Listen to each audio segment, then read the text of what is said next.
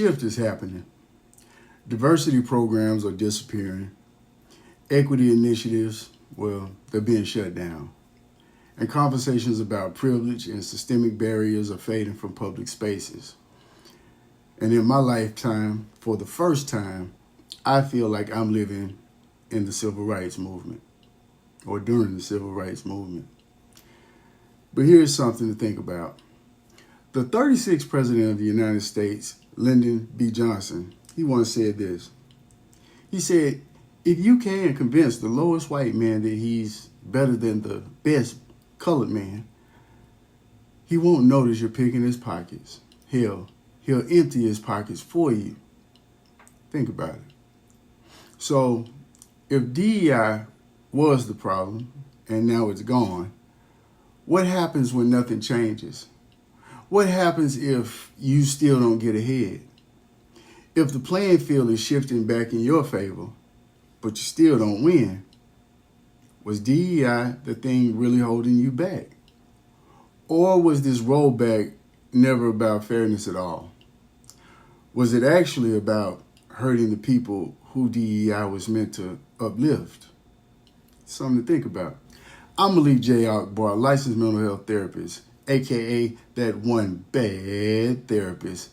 And I'm also CEO and owner of Breaking Bad Counseling, LLC. As a therapist, I help individuals separate who they think and feel they are from who they actually are. And I do so by asking a series of questions that challenge cognitive distortions. By doing so, it helps to separate these distorted thoughts and emotions from reality. And today, I'm going to do the same with you. You know, for years, conversations about privilege and equity seem to be everywhere. Now, they're fading. DEI programs are being eliminated one by one. And maybe you think things are returning back to normal, back to the so-called golden era. But the truth is this. That era wasn't so golden for people of color, for women, for LGBTQ individuals, for disabled persons, or even white men who weren't born into privilege. So now I have a few questions. If DEI was the challenge and now it's behind you, will your success feel any different? And more importantly, will you still feel like you truly earned it? Will the path forward finally be paved with merit and fairness? We'll see. Again, for years, the concept of privilege made some people uneasy. Maybe you were told that your success wasn't just about hard work, but about advantages you never asked for. Perhaps that felt unfair, like your struggles were being ignored. But now, the conversations about equity are disappearing. Companies are rolling back DEI hiring. Diversity programs are being dismantled. If you happen to be one of those who believe these programs were holding you back, what does it mean now that they're gone? Or was it ever really about fairness? Or was it about making sure the upper hand of dominance and power and preference belonged to white men as it did during pre-civil rights or during Jim Crow era? Specifically, for those white men who believed they were losing opportunities, status, influence, just because of DEI. And regardless of who it hurted, as long as it didn't hurt them. If you believe DEI was manipulating the system to work against you, that it made success harder, or that it rewired the game, then now that DEI is disappearing, what's about to change, really? Will the world suddenly feel more fair to you? Do you think your success will finally feel earned? Or will those same doubts still creep in, whispering that maybe, just maybe, the real challenge was never DEI at all? Perhaps the real challenge was that for the first time, Black, brown, LGBTQ plus, independently disabled and socioeconomically challenged individuals were getting a taste of the American dream and also redefining it. But the truth is, DEI was never a roadblock. It was only a response to systemic barriers and an effort to level a playing field that was never fair. It ensured that talent, not bias, determined success. But now that the playing field is shifting back, was DEI really the problem? Or was it for the first time you had to compete without an unspoken advantage when it was clear that you always had an advantage despite DEI? And let's be honest, meritocracy changes nothing. If those defining the meritocracy are the same gatekeepers from a rebranded good old boy system, just parading as inclusive. So was it about fairness or resisting a system that was just demanding healthy competition, moral accountability, and unbiased social inclusion? Because to me, that makes America great. A nation where every citizen can contribute to their neighborhood, to their county, to their state, and to our nation. But let's be clear. Dismantling doesn't erase inequality, it only deepens it. It allows it to thrive unchecked. It doesn't eliminate bias, it just ensures that those with power never have to confront it.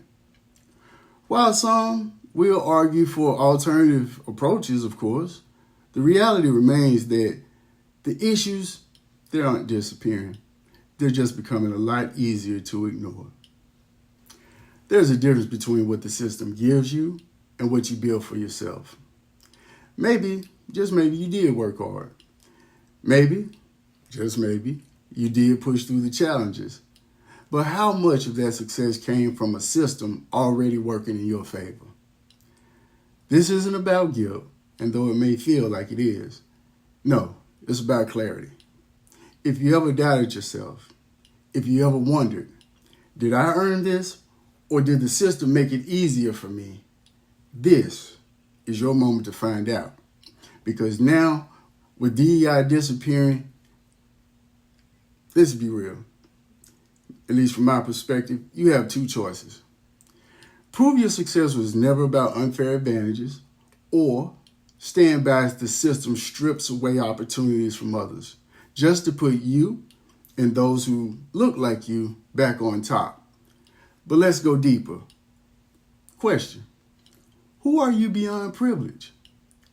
If the system didn't tilt in your favor, what would define you without wealth, connections, and skin color held no weight?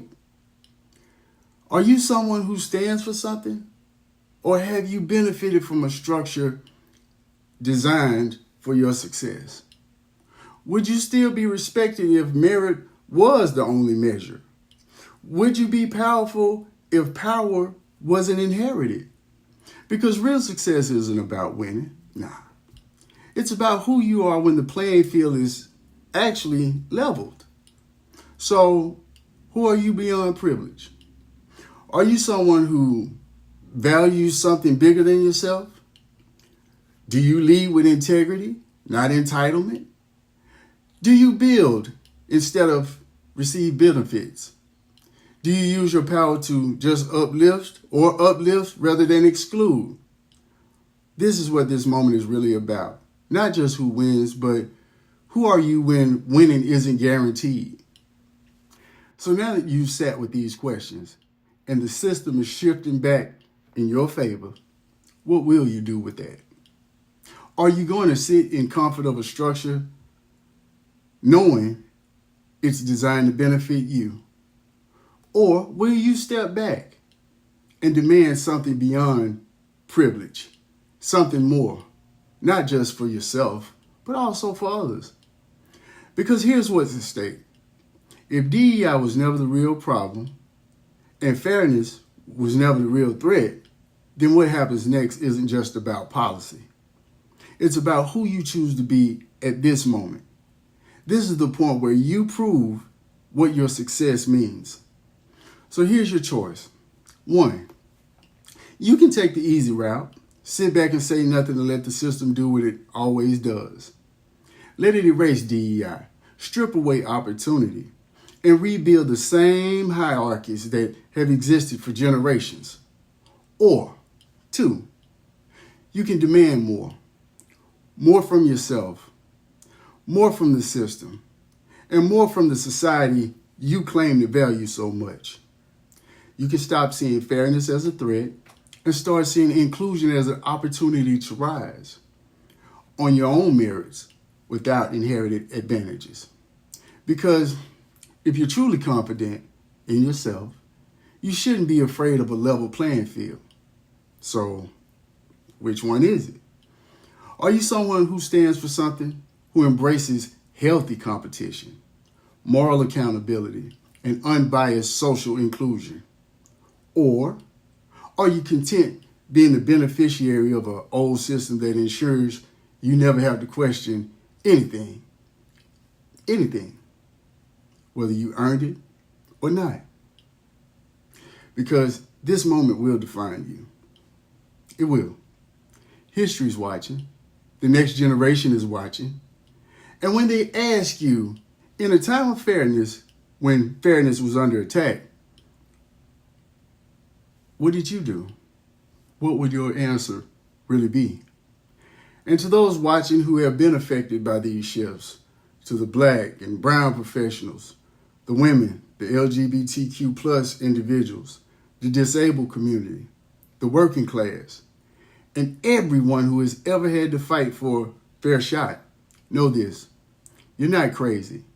You're not imagining this, and you're not alone. The system is shifting against you again. But that doesn't mean you stop moving forward. No, it means we push back harder. It means we build, we unite, and refuse to be erased. If you've been waiting for someone to say it, here it is. The game has been rigged, and they know it. But that doesn't mean we stop playing. It means we have to change the rules. So if you're with me, if you believe in a world where success is earned, not inherited, where opportunity is shared, not hoarded, then let's make some noise. Yeah, let's make some noise. Drop a comment, share this message, and keep this conversation alive, because silence is what they want. But we are louder than that. I hope you found value in this video. I'll see you in the next one. If you like, comment, of course, and subscribe. You take care.